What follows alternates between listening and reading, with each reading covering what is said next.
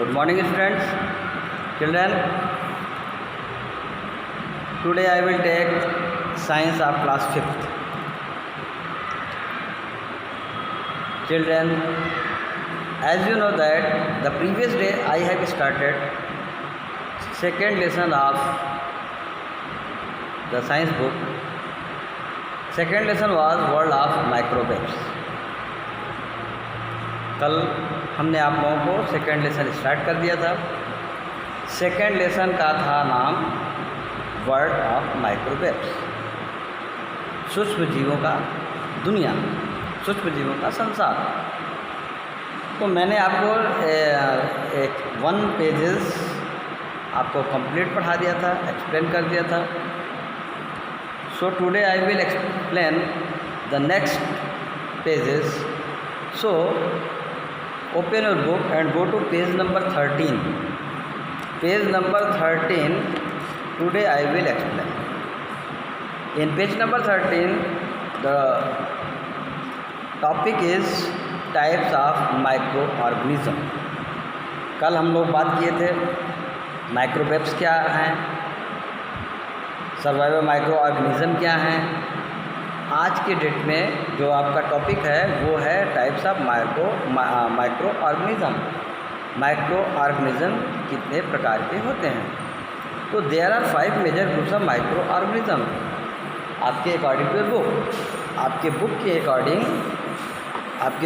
के अकॉर्डिंग 5 प्रकार के माइक्रो ऑर्गेनिज्म हैं।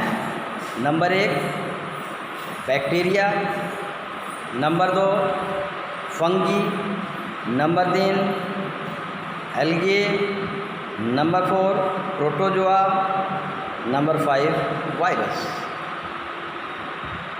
सो there are 5 major groups of microorganism I have told you. So the first number is bacteria. Bacteria क्या है इसके बारे में हम लोग पढ़ते हैं। बैक्टीरिया आप लोग मिला ये मैच दिलाएं।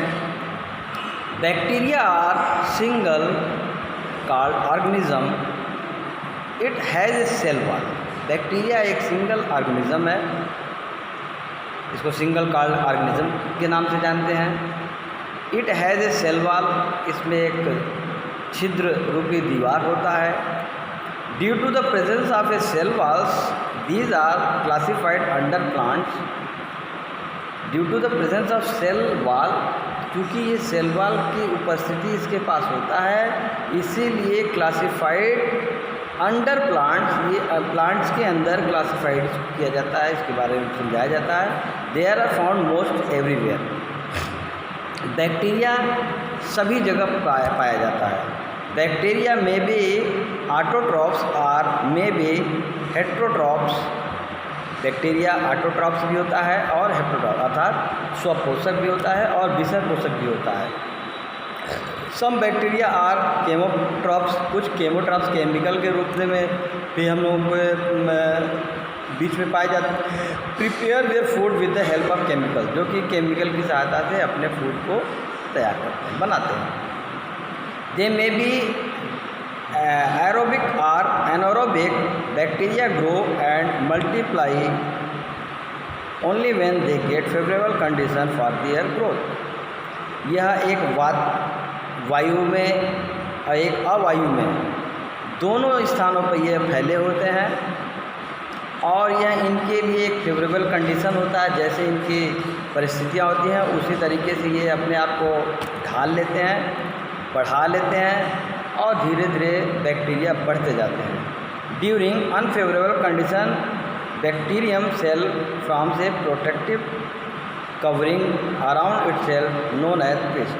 और जहाँ पे अनफेवरेबल कंडीशंस इनका नहीं होता है, माने अनफेवरेबल जो इनके वातावरण नहीं होते हैं, वो एक प्रोटेक्टिव कवरिंग कर लेते हैं, क्रिस्ट के रूप में, कैस्ट के रूप में इसको बना लेते हैं। Some bacteria harmful and some are very beneficial.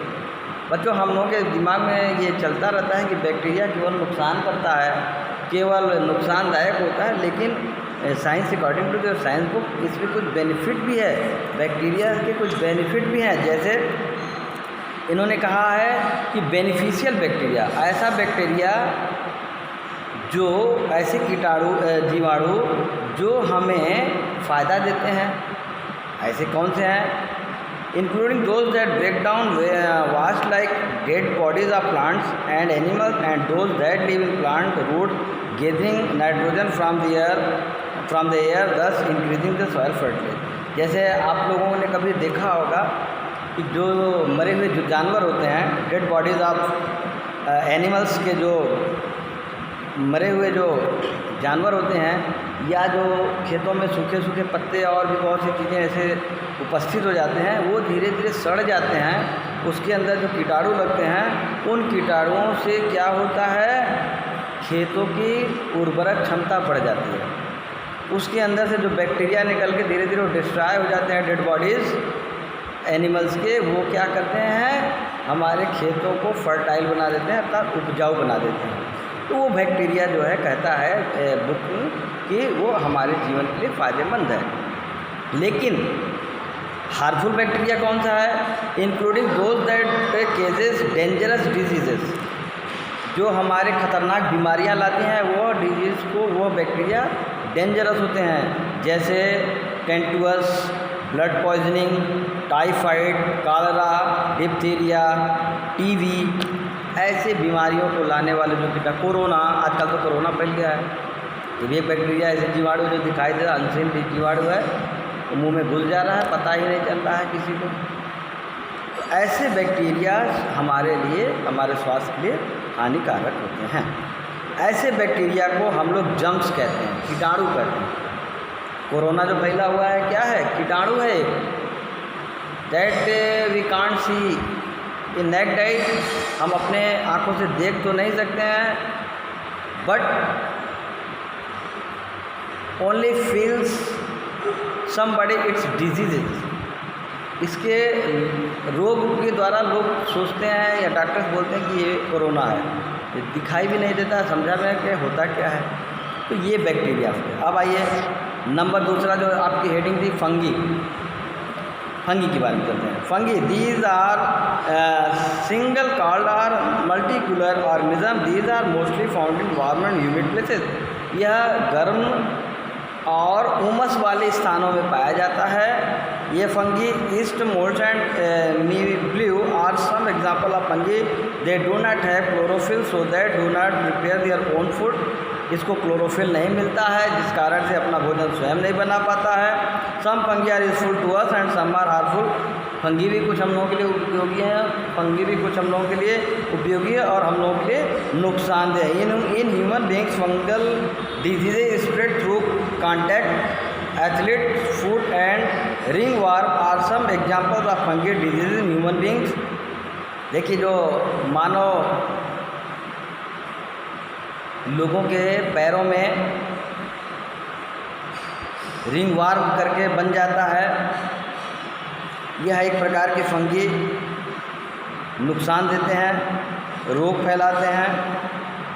तो इस तरीके से हम कहते हैं कि फंगी जो होते हैं वह हमारे बॉडी के लिए इफ़ेक्टिव होते हैं और हमको नुकसान पहुँचाते हैं। फिर नंबर 3 में आइए, एल्गे में आइए। एल्गे में क्या है? These are single celled or multicellular organisms. They are the most simple and primitive plants. The algae are rich in chlorophyll. These are present in seas, ponds and rivers and even snow.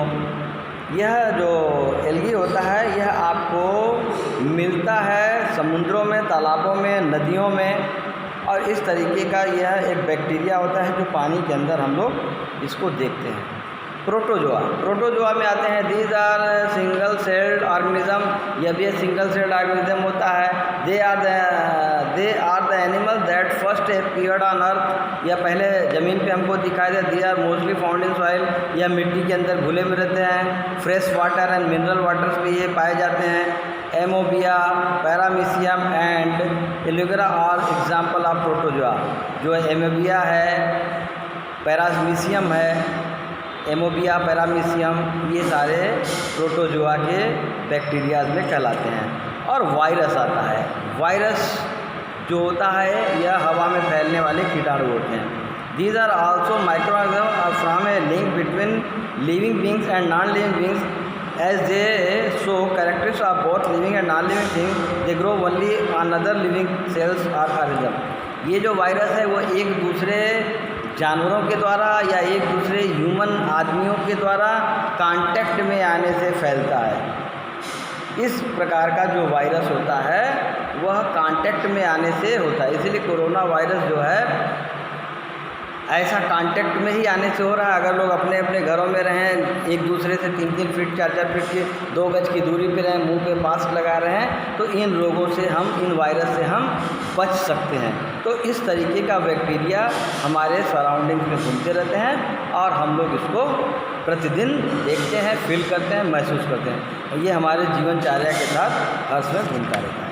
Okay children's, तो अब आपका ये lesson समाप्त हो गया है। अब इसके क्वेश्चन आंसर कल होंगे। Okay, that's all.